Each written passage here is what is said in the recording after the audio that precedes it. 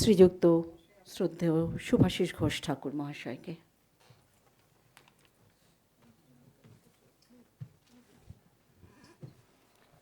শুভ সন্ধ্যা।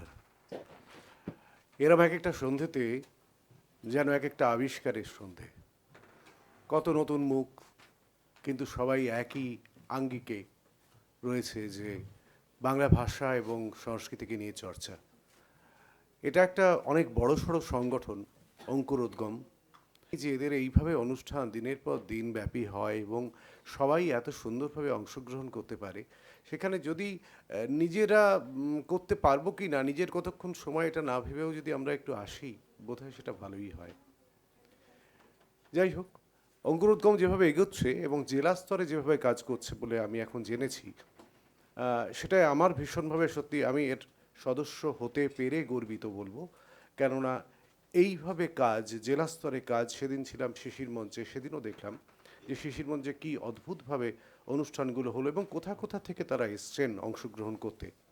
এই ব্যাপারটা ভীষণভাবে কিন্তু উৎসাহিত করছে। সাহিত্য, সংস্কৃতি সবগুলো, বাংলা যে নিজস্ব যে কালচার সেখানটায়, সেদিক থেকে আমি বলবো যে এইরকম ধরনের সংগঠন, অঙ্কুরোদ্গম যেমন সংগঠন, সেরকম সংগঠনের সাথে সাথে আপনারা রয়েছেন, আমি রয়েছি, এবং আমাদের সবসময় ভীষণ কাছের যেন একটা, সেদিন আমার মনে হয়েছিল যে ভীষণ যেন না একটা আন্তরিকতার ছোঁয়া, যেন একটা পারিবারিক সংগঠন মনে হচ্ছিল সেদিনও। আজকেও কিন্তু এসে অবধি সেটাই মনে হচ্ছে। আমি কয়েকজনকে এখানে চিনেছি, যেমন নমিতাদিকে চিনেছি, তাপসকে চিনেছি, এদেরকে আমি চিনেছি এবং আপনাদের সাথে ক্রমশ পরিচয় ঘটছে প্রতিদিন একটু একটু করে। আমি খুব বেশি কিছু বলবো না, কেননা অনেক অনুষ্ঠান থাকে সব সময়ই, কাজেই আমি সেই সময়টা নেবো না। সবাই ভালো থাকুন, সুন্দরভাবে কাটুক আজকের সন্ধেটা, এটুকুই বলবো। অনেক অনেক শুভেচ্ছা সবাইকে। আজকে আমি আসলে কিছু করবো বলে আসিনি, আমি শুনতেই এসেছিলাম। নাটকের সংলাপ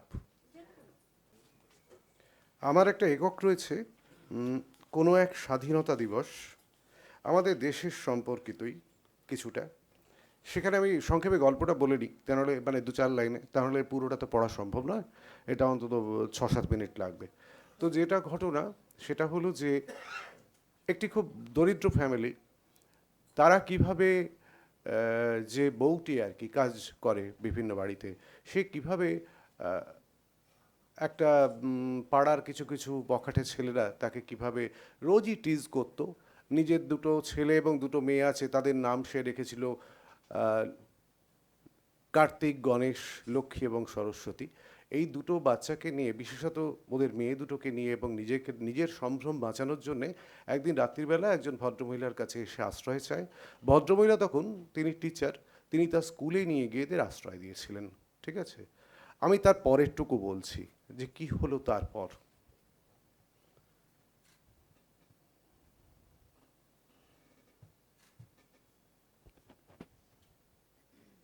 স্কুলে পৌঁছে দেখি গেটটা খোলা। বেশ অবাক হলাম, বারবার ডেকেও কোনো সাড়া পেলাম না দারোয়ানের। ভেতরে ঢুকেই মাথা থেকে পা পর্যন্ত চমকে গেলাম। স্কুলের মাঝে ছোট খোলা চত্বর, যেখানে স্বাধীনতার বেদি আর তার ভারতবর্ষের তেরঙা মানচিত্র আঁকা, তা সবটাই তছনছ। বেশ কিছু পায়ের ছাপ, আর সেই মুছে দেওয়া মানচিত্রের ওপরেই পড়ে আছে দুর্গার উলঙ্গ শরীরটা, সারা গায়ে পাশবিক অত্যাচারের চিহ্ন। বারান্দার টেবিলেই রাখা ছিল দেশের পতাকা আর তা বাঁধার দড়িটা। সেই দড়ি দিয়েই বাঁধা দুর্গার হাত, পা আর চিৎকার বন্ধ করতে মুখে গোঁজা পতাকারই কিছুটা অংশ। আমি যেন পাথর, দুর্গা নয়, আমি যেন চোখের সামনে পড়ে থাকা ধর্ষিতা উলঙ্গ ভারতবর্ষকেই দেখছি, যার পোশাক, খাদ্য, আত্মরক্ষার আশ্রয়টুকুও নেই। শেষ সম্ভ্রমটুকু কেড়ে নিয়েছে কিছু পশুর দল। ছাড়া পায়নি ওই বাচ্চা মেয়ে দুটো, নিথর হয়ে লুণ্ঠিতা পড়ে আছে সরস্বতী। আমাদের শিক্ষার সংস্কৃতি যেন অন্যধারে পড়ে আছে লক্ষ্মী, মৃত।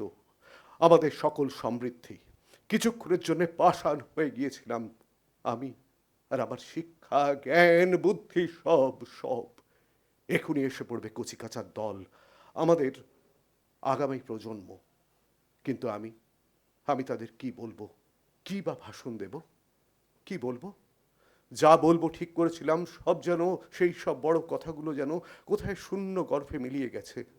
আমি দেশের পতাকাটা নিয়ে ভারতের তছনছ হওয়া মানচিত্রের ওপর পড়ে থাকা দুর্গা, সরস্বতী আর লক্ষ্মীর উলঙ্গ ধর্ষিতা শরীরগুলোকে চোখের আড়াল করার জন্যে কাঁপা কাঁপা হাতে ঠেকে দিলাম, যেন আড়াল করলাম ভারতবর্ষের লুণ্ঠিত সম্মান, লজ্জা আর সম্ভ্রমকেই। নমস্কার।